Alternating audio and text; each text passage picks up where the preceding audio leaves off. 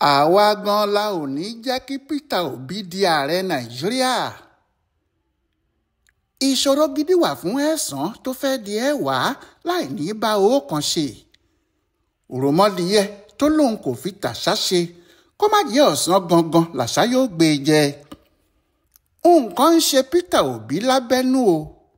Ọkùnrin tó díje du ipò ààrẹ Nàìjíríà lórúkọ ẹgbẹ́ Labour ní 2023 tí ọ̀pọ̀ àwọn olólùfẹ́ ẹ̀ sì ti ń wòye pé ó ṣeé ṣe kó rọ́wọ́ mú nínú ẹgbẹ́ ADC tuntun, pé tó bá sì rọ́wọ́ mú nínú ẹgbẹ́ náà ó lè jẹ́ òun ni wọn yóò fà kalẹ̀ tí yóò sì tún lè dupò ààrẹ lẹ́ẹ̀kan sí i. Àmọ́ ẹni tó fẹ́ lọ sí Onitsha láti Èkó tí kò sì lówó ẹ̀rọ̀pléènì àfi kó wá àyè sínú mọ́tò àwọn Ọ̀ṣọ́ndù. Bí bẹ́ẹ̀ kọ́ tó bá sọ pé àsọdá lòun yóò máa wọ̀ kiri, àfàìmọ̀ ni kò ní jẹ́ òru ni yóò fi wọ̀lú Onitsha tí kò sì ní rẹ́nìkan máa ṣe é ní máa wọlé mọ́ràbà. Bí Peter Obi yóò bá díje fún ipò ààrẹ lẹ́ẹ̀kan sí i, àfi kó ní ẹgbẹ́ òṣèlú gidi tí yóò fi dupò náà. Ẹgbẹ́ ADC kò ṣúọ̀ fún un nítorí àwọn ìkookò ajẹranjẹgun tí wọ́n wà nínú ẹgbẹ́ náà, tó sì jẹ́ ipò kan náà tí òun ń fẹ́ làwọn náà ń fẹ́. Ẹgbẹ́ Labour náà ni ìbá dáa fún un jù. Àmọ́ inú Labour gan ni ìṣòro Peter Obi ti ń jáde wá. Yóò sì ṣe nígbà tí Peter Obi bá múra láti du ipò láti inú Labour. Nígbà náà ni àwọn alátakò yóò dìde sí i láti inú ẹgbẹ́ náà wá. Òun yóò sì yọ gẹ̀rẹ̀ bí kò bá sì múra gidigidi. Òun yóò sì fi imú ṣálẹ̀, imú náà yóò sì bó gidigidi. Nígbà náà ni àwọn ọ̀tá rẹ̀ yóò sì rẹ́rìn kéékèé. Àwọn tó fẹ́ràn rẹ̀ yóò sì panupọ̀ sọ pé bí ikú ilé kò pani tó dé kò lè pani.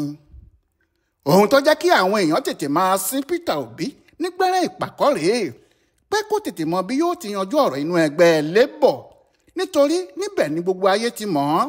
Bó bá sì jẹ́ inú ẹgbẹ́ ADC náà ló fẹ́ lọ, àfi kó mọ bí yóò ti kó àwọn èrò ẹ̀yìn ẹ̀ láti inú Labour dé ọ̀hún, kí ohun tó ń fẹ́ gan tí gbogbo àwọn obedient náà sì ń fẹ́ kó lè tó wọn lọ́wọ́. Àmọ́ igun méjì ni ẹgbẹ́ Labour pín sí. Àwọn kan wà tí wọ́n fẹ́ ti Peter Obi. Nenadi Usman ló ṣe olórí wọn. Òun ti pinnu láti bá Obi lọ síbi yòówù tó bá ń lọ. Bẹ́ẹ̀ ló sì ń sọ fún gbogbo ẹni tó bá létí pé òun ni wọ́n fi ṣe adelé alága ẹgbẹ́ náà lọ́wọ́lọ́wọ́. Ibi tí òun bá sì ń lọ ni gbogbo ẹgbẹ́ àwọn ń lọ. Ní ọjọ́ 18 oṣù keje ọdún 2025 yìí ni àwọn aláṣẹ ẹgbẹ́ Labour yìí yan Nenadi Usman, olóṣèlú ilẹ̀ Haúsá nì, gẹ́gẹ́ bí adelé alága ẹgbẹ́ Labour. Ìyẹn lẹ́yìn tí ilé ẹjọ́ tó ga jùlọ nílẹ̀ wa, Supreme Court, ti pàṣẹ pé Julius Abure tó ti ń ṣe alága ẹgbẹ́ náà wá kò lè ṣe alága náà mọ́ nítorí sáà tiẹ̀ ti parí. Ọjọ́ 4 oṣù kẹrin ọdún yìí náà nílé ẹjọ́ tó ga jùlọ nílẹ̀ wa dájọ́ yìí tí wọ́n ní kí Abure yẹra, kò sì gbọ́dọ̀ pé ara ẹ̀ ní alága ẹgbẹ́ Labour mọ́ níbikíbi. Àmọ́ Abure kò gbà. Kàkà bẹ́ẹ̀ ó ń yí ìdájọ́ náà lọ́rùn ni. Òun ló sì ti ń halẹ̀ mọ́ Peter Obi pé àwọn kò ṣetán láti fà á kalẹ̀ nínú ẹgbẹ́ Labour mọ́. Ìgbà kan sì wà tó ní ẹgbẹ́ Labour kò sí lábẹ́ ẹnìkan ju ti àwọn tó jẹ́ òṣìṣẹ́ lọ. Bẹ́ẹ̀ ni Peter Obi kì í ṣe ara àwọn, torí kì í ṣe òṣìṣẹ́ ìjọba. Àwọn ìjà tó ń bá Peter Obi jà nìyí kó tó di pé Supreme Court yìí kọ́gi mọ́ lẹ́yìn ọrùn tí wọ́n sì dá a lẹ́kun. Àmọ́ kò gbà nítorí òun ló lérò tó pọ̀ jùlọ lẹ́yìn nínú àwọn apàṣẹ ẹgbẹ́ náà. Ó sì ti wà nípò olórí ẹgbẹ́ yìí láti ìgbà tí wọ́n ti dá ẹgbẹ́ náà sílẹ̀ ni. Nídìí èyí, ọ̀nà láti gbé ẹjọ́ míì dìde ló ń wá, tó sì ń sọ pé òun ni alága ẹgbẹ́ náà sẹ́ẹ̀. Ohun tí àwọn bá sì sọ làbẹ́gẹ́ alárìnkiri lásán ní Peter Obi nínú ẹgbẹ́ àwọn. Ohun tó wá bà àwọn èèyàn lẹ́rù jùlọ ni nígbà tí wọ́n rí ọkùnrin náà pẹ̀lú Nyesom Wike. Ní ọjọ́ 13 oṣù keje tó kọjá yìí, ọjọ́ Sunday lọ́jọ́ náà, ni Abure láti inú ẹgbẹ́ Labour lọ bá Wike lálejò nílùú Àbújá. Níbi tí nǹkan bá ti lọ déédéé nínú ẹgbẹ́ Labour ni Abure kì í ṣe ẹni tó gbọ́dọ̀ lọ sí ọ̀dọ̀ Wike. Àbí eré kí lọmọ èkúté ilé yóò ní òun bá ọmọ ológbò ṣe bọ́kàn fẹ́ pa ìyá ẹ̀ nígbe lásán ni.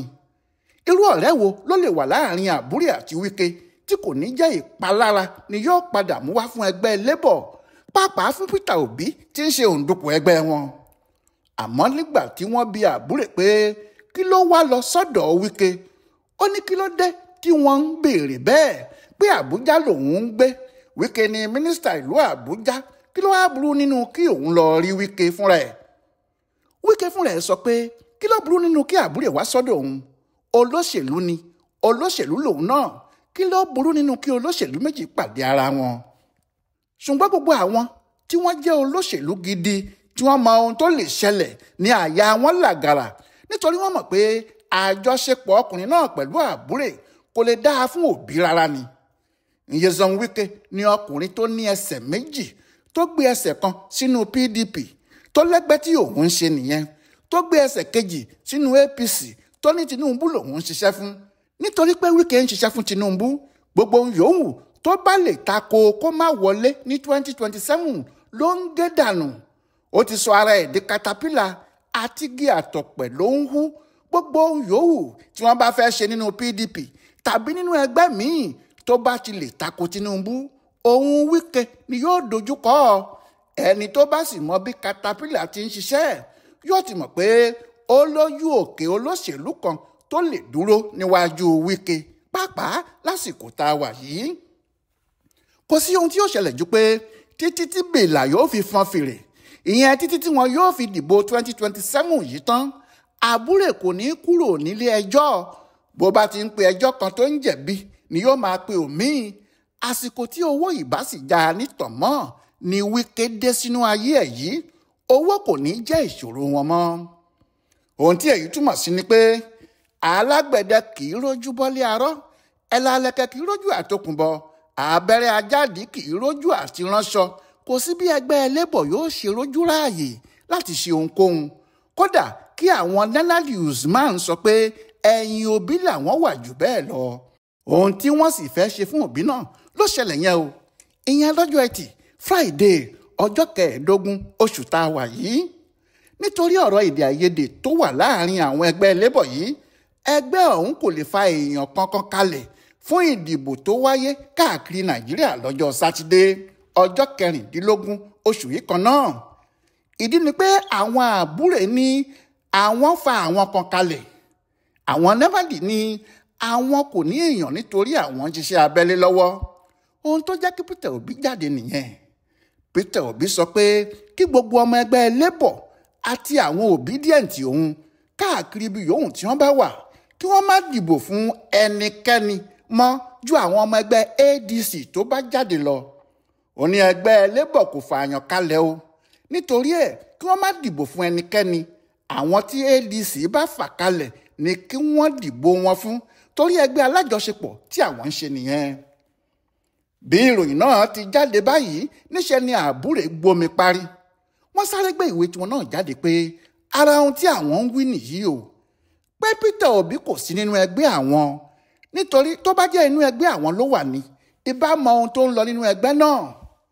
Wọ́n ní Obi kò mọ̀ pé ẹgbẹ́ àwọn ti parí ọ̀rọ̀ pẹ̀lú INEC, wọ́n sì ti fọwọ́ sí gbogbo àwọn tí àwọn fà kalẹ̀ láti lọ du ipò nínú àtúndì ìbò níbi gbogbo ní Nàìjíríà.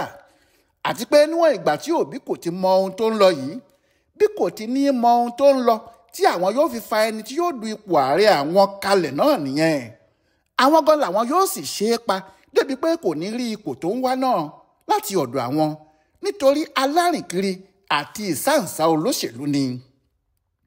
Àbúrè ní àdán tí kò ṣekú tí kò ṣẹyẹ ní Obi, irú ẹni bẹ́ẹ̀ sì kọ́ lẹgbẹ́ àwọn yóò fà kalẹ̀ tàbí tí ó máa bá ṣe.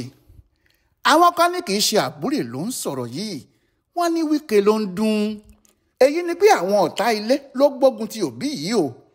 Bí kò bá sì tètè máa kọrin pé ọ̀tá ilé ọ̀tá òde àfi kí òun borí wọn, pé omi ilé kì í tó ẹṣin wẹ̀, ahọ́n kì í tó mú ẹsẹ̀ adìyẹ kì í sanra.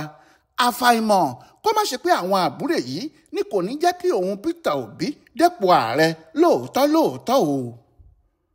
Ọláyíwọlá Alága ló yẹ ọ̀rọ̀ Peter Obi pẹ̀lú ẹgbẹ́ Labour yìí wò fún Bùdó Àgbáyé fún àṣà àtìṣe Yorùbá World Center nínú ọgbà Yunifásítì Ìbàdàn. A kú afẹ́rẹ́ yìí o.